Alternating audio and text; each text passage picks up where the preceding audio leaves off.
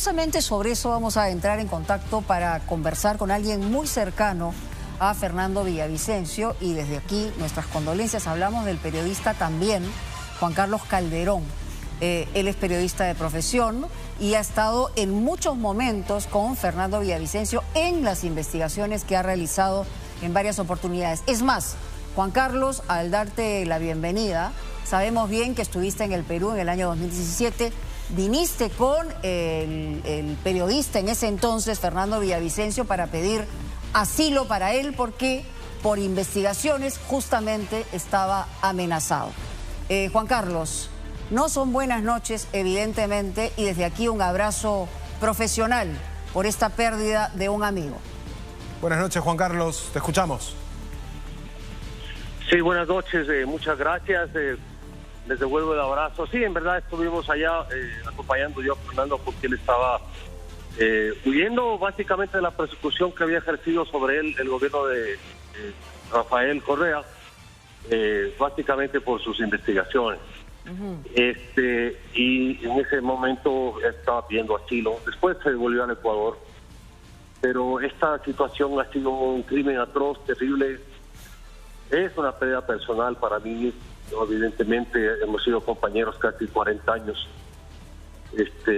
acompañados en muchas circunstancias duras, y también escribiendo artículos juntos. Lo que sentimos es una suerte de... estaba escuchando sobre las conjeturas. Evidentemente aquí ya se han tejido algunas ideas, precisamente el hecho de que a Fernando Villavicencio siempre su guardia de seguridad le llevaba en un carro blindado, y justo esta tarde no apareció el carro blindado, coincidentemente, y le subieron una camioneta que no tenía la protección ni el círculo de seguridad o anillo de seguridad que se suele tener. Y luego también el hecho de que al sicario al que dispara y le hieren, le llevan a una oficina de la fiscalía en lugar de llevarle a una clínica o llevarle a un sitio donde le puedan salvar la vida para precisamente interrogarlo, pero él llega evidentemente a un sitio donde no había atención médica. Le llevan, eso es inexplicable. El otro hecho también es que los policías que cuidaban en ese momento no eran especialistas en el tema de seguridad. No eran los de siempre. Son más bien de la unidad. No, eran de la unidad se llama un servicio urbano, digamos, de patrullaje urbano, ¿no? De esos que persiguen a los manifestantes. Okay. Entonces, no tenían en ese sentido experiencia, y Buenas los propios noches, policías nos comentaban. Sí. Buenas noches, Juan Carlos.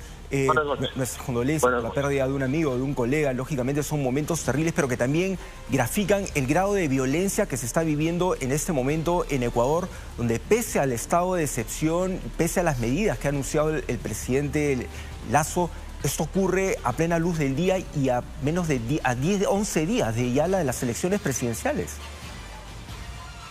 Sí, y a pocos días también del asesinato del alcalde de Manta. Así es. Así es. Yo creo que es una escalada que además coincidió básicamente con la rebelión en 13 cárceles después del asesinato del alcalde Agustín Intriago. No olvidemos que Manta es el puerto, después de Guayaquil, es el puerto más grande del Ecuador. Claro. Juan Carlos. Una ciudad. Entonces, esto ya es un tema en el cual creo que es un ataque a la democracia ecuatoriana, es mi impresión. ¿Y cuál ha sido, Juan Carlos, la reacción del presidente Guillermo Lasso? ¿Cuál ha sido también la reacción de la política ecuatoriana? ¿Qué dicen, por ejemplo, los candidatos presidenciales que habrían podido estar en el lugar de Fernando Villavicencio? Bueno, todos los candidatos han entregado sus condolencias. Lo mismo el presidente.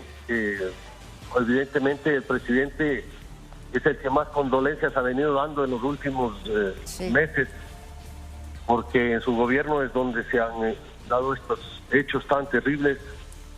Y de hecho hay algunas candidaturas que han anunciado que van a parar la campaña, y en este momento, a estas horas, sigue reunido el Consejo de Seguridad Nacional, los ministros del gabinete ampliado, porque este es un magnicidio, digamos, Villavicencio fue asambleísta, fue presidente de la Comisión de Fiscalización del Congreso, un personaje polémico, pero muy vinculado a una persona que denunciaba constantemente a las mafias en los negociados de la salud, del petróleo.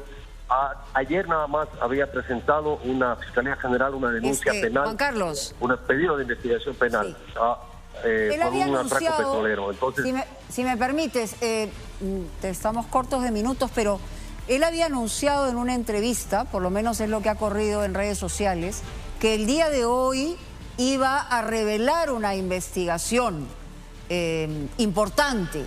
¿Esto ha sido ratificado, confirmado? ¿Has tenido la oportunidad de, en todo caso, saber hacia dónde apuntaba esta investigación? Sí, eso fue revelado ayer, la verdad. Ayer él presentó en la Fiscalía General un informe que había desarrollado mientras era presidente de la Comisión de Congreso de Fiscalización y Control Político. Correcto. Sobre una mala negociación o dolosa, presuntamente dolosa, negociación de contratos petroleros en la época del gobierno de Rafael Correa.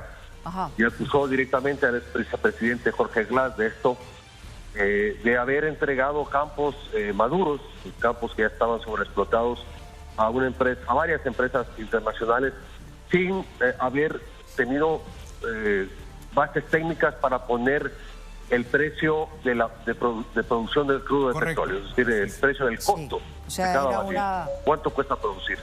Entonces, él demostraba matemáticamente cómo había el Ecuador perdido cerca de $5.000 millones. Correcto. Solamente en este cambio que se hizo de poner o cambiarle el costo del petróleo en favor de las petroleras. Bueno. Esa fue la denuncia en concreto y básicamente es lo que había presentado.